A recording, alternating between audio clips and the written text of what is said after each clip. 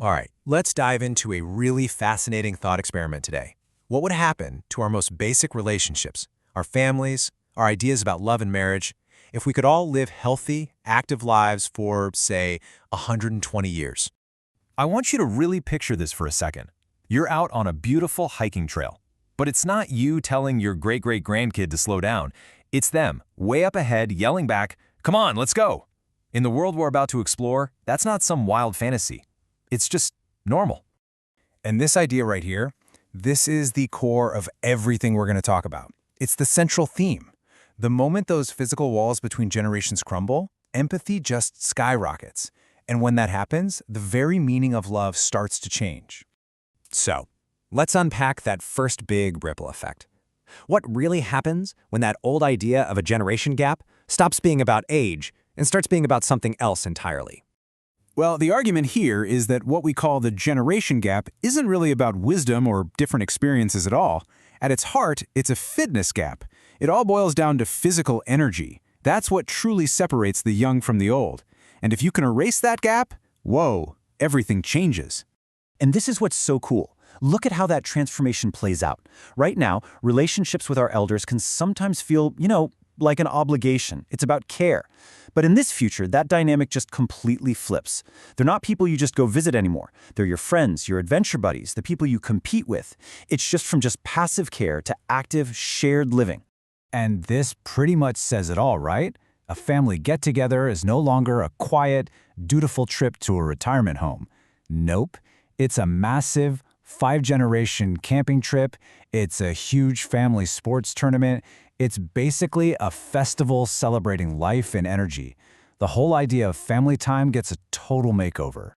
Okay, so if that's what happens to family, get ready, because this next idea is probably the most radical one of all. It's a complete reinvention of what a lifelong partner even means. So here is the really tough question we have to grapple with. I mean, think about it. If you are a fundamentally different person at age 90 than you were at 20, is spending a whole century with just one partner, is that realistic? Is it even what we'd want? The suggestion is that what we call romance today could feel more like a prison in a much, much longer life. And that's where this new social norm comes in, serial monogamy. Now, this isn't about being afraid to commit, not at all. It's actually about recognizing that in a 120-year life, you're going to have several different, deeply meaningful chapters. And each chapter might call for a different partner who's right for that specific phase of your life. And here's kind of the blueprint for how it could work. You spend, say, 30 years in a really passionate, committed relationship. Maybe you raise kids, build a life, the whole shebang. But then, at the 30-year mark, it doesn't end in failure. You actually celebrate everything you built together. And then you gracefully, respectfully graduate to the next stage of your lives as individuals. So, okay, if marriage itself gets this total reboot, what in the world happens to that painful thing we call divorce? Well, it gets completely reframed. The end of a relationship is no longer this horrible mark of failure. It's not a tragedy. It becomes a positive milestone. It's a graduation ceremony, one that celebrates all the growth, the history you shared, and the guts it takes to start a new adventure. And the result of all this, the really big takeaway, you'd have a society where people stay in the game, in active service to life, to love, to connection, right up until the very end. It's a world with a lot less loneliness, where relationships are built on real, in-the-moment respect, not just obligation to the past. The source actually calls this the ultimate form of human respect. But, this incredible vision for our personal lives opens up a huge, massive question for society as a whole.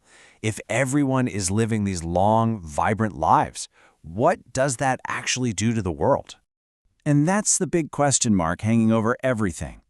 If our populations are suddenly full of healthy, active 100-year-olds, does society just get old? Does it get stuck? Does all the innovation and energy just grind to a halt? But here's the twist. The answer might not be what you think. The argument is that this so-called crisis is actually a massive opportunity. And in our next explainer, we are going to dive into exactly how a world full of healthy elders could be the very thing that saves us. Thanks for joining me.